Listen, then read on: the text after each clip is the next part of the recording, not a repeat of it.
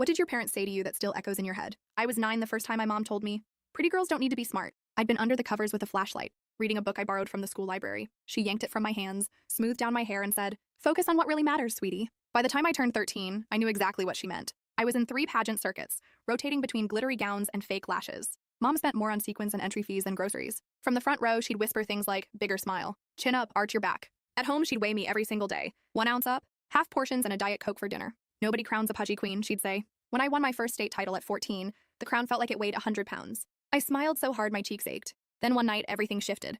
I found Mom's old yearbook in a dusty box in the closet. And there she was, in every club photo. Debate, science team, even chess. Her senior quote, a Marie Curie line about passion and purpose. I brought it up the next morning. She barely looked at it. Something flickered in her eyes. Regret. Pain. That girl, she snapped, was invisible. No one noticed her. Then she grabbed my face gently. But everyone sees you? What she didn't know was, I'd been secretly studying for the SAT between rehearsals. My scores came back in the 98th percentile. I hid the letter in my sock drawer, right next to a stack of college brochures I'd collected in silence. But the night before the Miss Teen America finals, Mom found them while putting away laundry. She stormed in, waving a Harvard brochure like it was contraband. You're throwing everything away. Everything we've built. My voice shook, but I stood my ground. I want to study astrophysics. She laughed, sharp and cold. Stars are for wishing on, not studying. Be realistic. Then came the line she always used. Pretty girls don't need brains. I cut her off. Yeah, I know. You've been saying that my whole life. But what if I want both? She blocked the doorway. We have final rehearsal. I stared at her, really looked. Past the makeup and high heels. I saw the tired eyes, the fear she tried to cover up with mascara.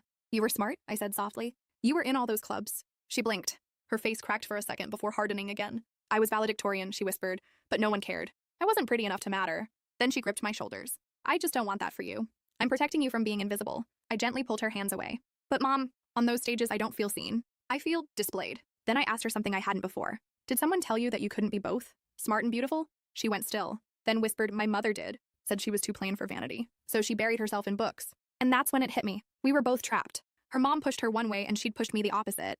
Both of us losing pieces of who we really were. I pulled out the letter from MIT, the one I'd been hiding. I got in, I said. She stared. When did you even apply? How'd you pay?